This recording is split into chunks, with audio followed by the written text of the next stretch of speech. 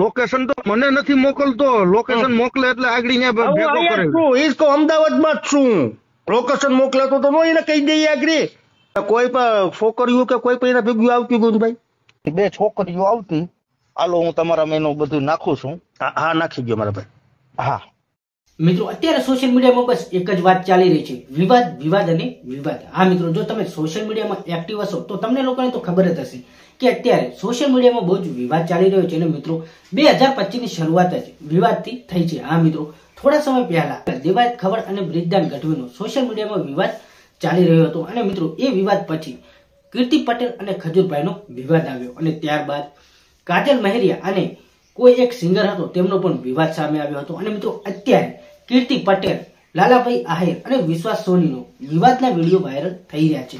અને મિત્રો 2025 ની શરૂઆત વિવાદોથી જ થઈ છે. અને મિત્રો અત્યારે આ વિવાદોમાં લોકો એવા સપેટાયા છે કે વાત જ ના પૂછો. પણ મિત્રો આ વિવાદોની અંદર ઘણા બધા એવા ખુલાસાઓ પણ થઈ જાય છે જે મિત્રો આજ સુધી આપણે જોયા પણ ના હોય અને જાણ્યા પણ ના હોય. હા મિત્રો, અત્યારે કીર્તિ પટેલ જે જાણીતું નામ છે અને તેમના સોશિયલ મીડિયામાં સારા એવા ફોલોવર છે. પણ મિત્રો કીર્તિ પટેલ અવારનવાર સોશિયલ મીડિયામાં વિવાદ સાથે જ સંકળાયેલું હોય છે. આ મિત્રો કીર્તિ પટેલનું બીજું નામ એટલે વિવાદ. અને મિત્રો કીર્તિ પટેલ અને અત્યારે લાલાભાઈ આહિર જે ગિરનારના રહેવાસી છે એવું જાણવા મળી રહ્યું છે. પણ મિત્રો કીર્તિ પટેલ અને લાલાભાઈ આહિરના વિવાદમાં અત્યારે ઘણા બધા ખુલાસાઓ થઈ રહ્યા છે. અને મિત્રો લાલાભાઈ આહિરે કીર્તિ પટેલનો ખુલાસો કર્યો છે જે અત્યારે વિડીયો બહુ જ વાયરલ થઈ રહ્યો છે. તો મિત્રો અત્યારે જે સોશિયલ મીડિયામાં વિડીયો વાયરલ થઈ રહ્યો છે, પહેલા તો તમે વિડીયો જુઓ.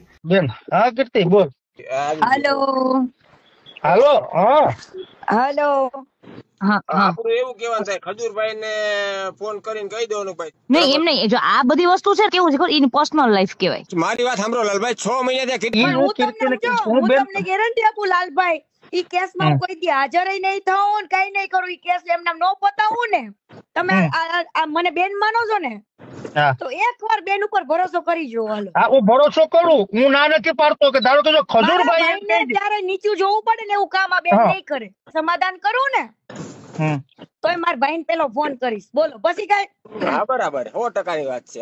હે લાલભાઈ, સમાધાન કરે ને કીર્તિ પટેલ, રેકોર્ડિંગ સમાધાન કરવું ને ભલે મારે કઈ બેન, જો હું દ્વારકાધીશ ના આમ ખાઈને કહું, મુરલીધર ના આમ ખાઈને કહું કે મને કઈ મોટો થવાનો શોખ નથી. પેલી વાત ને હું સત્યનો સાથ આપી કે જો હજી હું તમને કહી દઉં કે જો એ જગ્યાએ ખજૂરભાઈ સત્ય છે તો હું ખજૂરભાઈ આઈને રહી બેન. લાલભાઈ નું વાલ એટલું કહું છું, બીજું શાક નહીં તો કઈ નહીં, ખાલી સહકાર આપો.